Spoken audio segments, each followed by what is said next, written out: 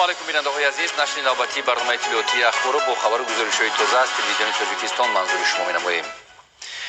имрӯз ба ифтихори 75-солагии рӯзи ғалаба дар ҷанги бузурги ватанӣ солҳои 1941-1945 асосгузори сулҳу ваҳдати миллӣ, пешвои миллат, президенти ҷумҳурии Тоҷикистон муҳтарам Эмомалӣ Раҳмон дар пояи лавҳаи ёдгории боғи ғалабаи пойтахт гулчанд баргузоштанд. дар ин маросим пешвои миллат муҳтарам Эмомалӣ Раҳмонро раиси маҷлиси миллии маҷлиси олии ҷумҳурии Тоҷикистон, раиси шаҳри Душанбе муҳтарам Рустами Эмомалӣ ҳамроҳӣ намуданд. гузориши ҳамкорони мо.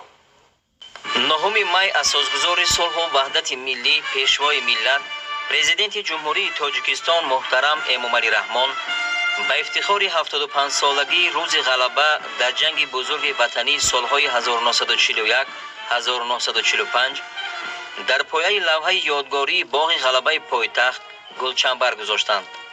дар ин маросим президенти мамлакат муҳтарам Эмомалӣ Раҳмонро раиси маҷлиси миллии маҷлиси олии ҷумҳурии Тоҷикистон, раиси шаҳри Душанбе муҳтарам Рустами Эмомалӣ ҳамроҳӣ намуданд. нахуст президенти ҷумҳурии Тоҷикистон, сарфармондеҳи олии қувваҳои мусаллаҳи ҷумҳурии Тоҷикистон муҳтарам Эмомалӣ Раҳмон барои посдоштани хотираи афсарону сарбозон ва ҳамаи онҳое ки ҷони худро дар ҷанги бузурги ватанӣ нисор кардаанд, дар назди оташи ҷовидон гулчанд баргузоштанд. дар ин маросим ҳамчунин аз номи маҷлиси миллӣ ва маҷлиси намояндагони маҷлиси олии ҷумҳурии Тоҷикистон, ҳукумати ҷумҳурии Тоҷикистон, вазорати мудофиа ва дигар сохторҳои қудратии ҷумҳурии Тоҷикистон ба хотири қурбониёни ҷанг гулчандбарҳо гузошта шуд. дар доираи ҳамкориҳои самарабахши байни Тоҷикистону Узбекистон ва муносибатҳои дӯстонаи сарони ду давлат, асосгузори сулҳу ваҳдати миллӣ, пешвои миллат, президенти ҷумҳурии Тоҷикистон муҳтарам Эмомалӣ Раҳмон ва президенти ҷумҳурии Узбекистон муҳтарам Шавкат Мирзиёев барои пешгирӣ аз панҷшавӣ ва муолиҷаи гирифторони бемории сироятии коронавирус дар Тоҷикистон, ҷониби Узбекистон ҳамчун кӯмаки башардӯстона ба Тоҷикистон 48 контейнери сайёри тиббӣ дастрас намуд. Самадар Искандарзода мавзӯъро пайгирӣ намудааст. дар доираи сиёсати бобарору муваффақи асосгузори сулҳу ваҳдати миллӣ, пешвои миллат, президенти ҷумҳурии Тоҷикистон муҳтарам Эмомалӣ Раҳмон ва президенти ҷумҳурии Узбекистон муҳтарам Шавкат Мирзиёев ва дар заминаи суҳбатҳои телефонии сарони ду давлати ба ҳам дӯст, ҳамдастию дар рӯзҳои мушкил дар канори ҳам будан ва ҳамсоягии неки Тоҷикистону Узбекистон таҳким меёбад. дар доираи ин ҳамкорӣ ва ҳамсоягии нек бо дастури президенти ҷумҳурии Узбекистон муҳтарам Шавкат Мирзиёев ба Тоҷикистон ҳамчун кӯмак 144 контейнери сайёри тиббӣ дастрас карда мешавад. субҳи рӯзи 8 май нахустин шумораи ин контейнерҳо иборат аз 48 адад тавассути қатора ба Душанбе оварда шуд. контейнерҳои мазкур муҷаҳҳаз бо таҷҳизоти тиббӣ буда барои қабули беморони COVID-19 мутобиқ гардонида шудаанд. тибқи нақша контейнерҳои кӯмаки ҷумҳурии Узбекистон дар шаҳри Душанбе дар беморхонаи муваққатӣ ҷойгир кунонида мешаванд, ки бо дастури бевосита ва ташаббусҳои инсондӯстонаи раиси шаҳри Душанбе муҳтарам Рустами Эмомалӣ барои қабули беморони гирифтори ин бемории сироятӣ омода карда мешавад. таъкид кардан ба маврид аст ки лоиҳаи беморхонаи муваққатӣ бо истифода аз контейнерҳо аз ҷониби мутахассисони корхонаи воҳиди давлатии пажӯҳишгоҳи илмии таҳқиқотӣ ва лоиҳакашии Душанбе шаҳрсоз тарҳрезӣ гардидааст. тибқи лоиҳа беморхона дар масоҳати 3600 метри мураббаъ дар ҳудуди варзишгоҳи бофандаи шаҳри Душанбе бунёд гардида барои муолиҷаи беморони сироятии коронавирус COVID-19 пешбинӣ шудааст. беморхонаи муваққатӣ бо муосиртарин таҷҳизоти соҳавӣ муҷаҳҳаз гардонида шуда барои табибон ва беморон утоқҳои лозима фароҳам оварда мешавад.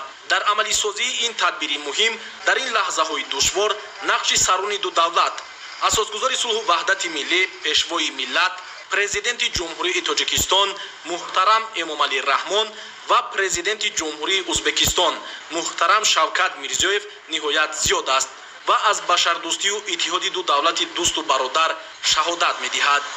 маврид ба зикр аст ки имрӯзҳо дар пойтахти мамлакат бо ташаббуси раиси шаҳри душанбе муҳтарам рустами эмомалӣ барои муолиҷаи бемориҳои гуногун аз ҷумла бемории сироятии коронавирус covid-19 бунёди иншооти муосири соҳавӣ ва дигар тадбирҳои лозима дар сатҳи баланд ба роҳ монда шудааст. айни замон дар варзишгоҳи бофандаи шаҳри душанбе бо ҷалби доираи васеи кормандон ва техникаи лозима аз ҷониби сохторҳои марбутаи мақомоти иҷроияи ҳокимияти давлатии шаҳри душанбе бунёди беморхонаи муваққатӣ бо суръат ҷараён дорад. рафти корҳои бунёди беморхонаи мазкур таҳти назорати қатъии мақомоти иҷроияи ҳокимияти давлатии шаҳри душанбе қарор дошта ба сифати корҳо таваҷҷӯҳи махсус зоҳир карда мешавад. аз тарафи ҳукумати ӯзбекистон 144 вагон бо таҷҳизотҳои тиббӣ равона карда шудааст ва мо онҳоро ҷойгир карда истодаем ва бо коммуникатсияҳои шаҳр яъне обу корезӣ ва барқ пайваст набуда истодаем.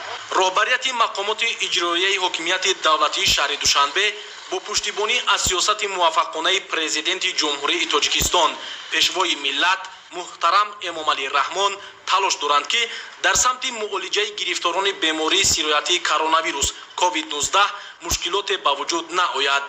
бо ин мақсад тадбирҳои ҳавасмандгардонии мутахассисони соҳаи тиб бунёду навсозии иншооти соҳаи тандурустӣ ва таъмини маводи тиббиро бо суръат идома дода истодаанд. самандар искандарзода, аҳлидини карим, ахбор.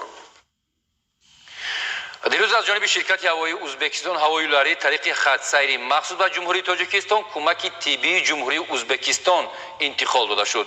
кӯмаки мазкур аз маводи доруворӣ, таҷҳизот ва дигар лавозимоти тиббӣ иборат мебошад. тавассути ҳамин хатсайр ҳамчунин 8 нафар табиб аз ҷумҳурии ӯзбекистон ба ҷумҳурии тоҷикистон барои табодули таҷриба омаданд. гузориши Садриддини Сироҷдӣ.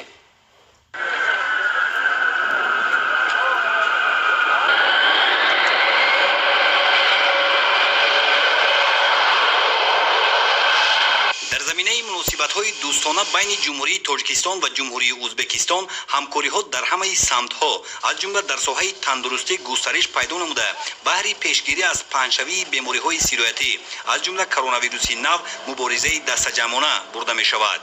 андешидани тадбирҳои муштарак аз ҷониби асосгузори сулҳу ваҳдати миллӣ пешвои миллат президенти ҷумҳурии тоҷикистон муҳтарам эмомалӣ раҳмон бо президенти ҷумҳурии ӯзбекистон муҳтарам шавкат мирзиёев боис бар он гардид ки давоми солҳои охир дӯстию ҳамгироии мардуми тоҷик ва ӯзбек қавитар гардад.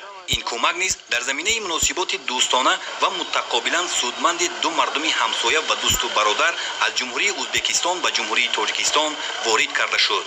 кӯмаки вориднамудаи ҷумҳурии ӯзбекистон ба ҷумҳурии тоҷикистон аз доруворӣ, таҷҳизот ва дигар лавозимоти тиббӣ иборат буда он 10 тонаро ташкил медиҳад.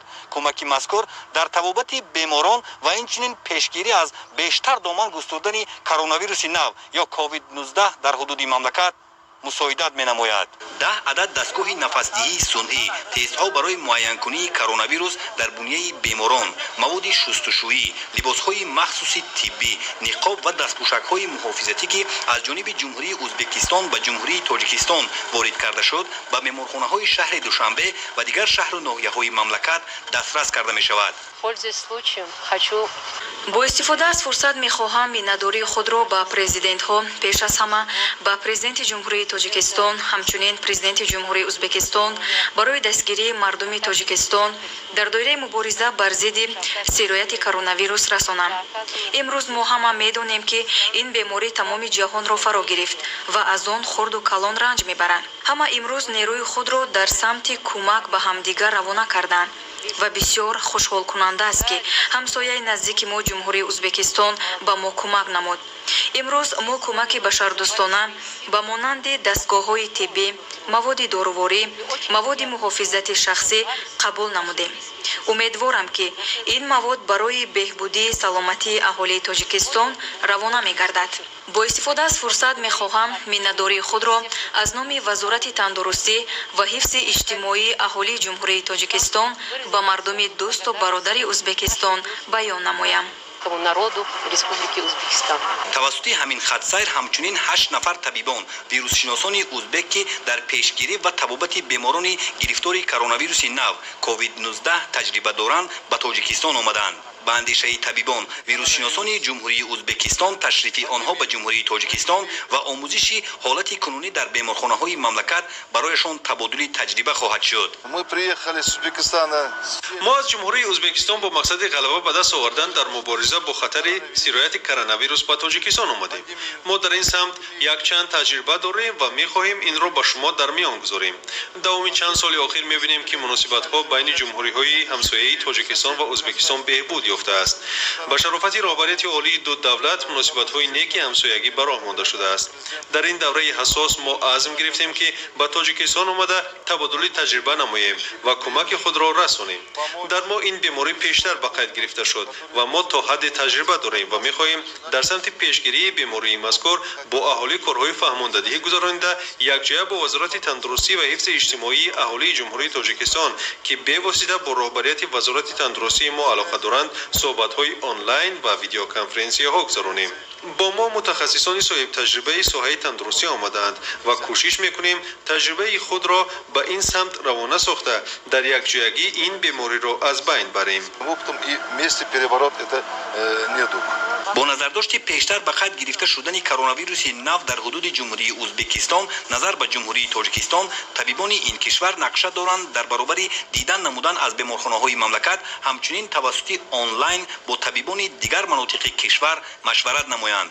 онҳо аз таҷрибаи андӯхтаи худ иброз медоранд ки танҳо бо роҳи риояи гигиенаи шахсию ҷамъиятӣ, худдорӣ намудан аз гашту гузори беҳуда дар кӯча, дар маҷмӯъ амал намудани шаҳрвандон аз рӯи тавсияи мутахассисон имкон фароҳам мегардад ки ин вабо маҳв карда шавад.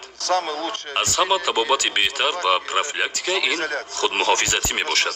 агар дар мо муҳофизати хуб бошад ва аҳолӣ талаботи табибон ва ҳукумати кишварро риоя кунанд, ман фикр мекунам ки ин вирус ба таври васеъ доман паҳн наменамояд. Это широкое распространение не будет. дар асл коронавируси нави COVID-19 имрӯз ҷомеаи ҷаҳонро ба ташвиш овардааст. ҳеҷ як мамлакате аз паҳншавии он дур намондааст ва таҷрибаҳо нишон дод ки танҳо бо роҳи муборизаи дастаҷамона имкон фароҳам меояд паҳншавии бештари он пешгирӣ ва беморон табобат карда шаванд. Садриддин Сироҷдин, Раҷабали Маҳмадалӣ барои барномаи ахбор.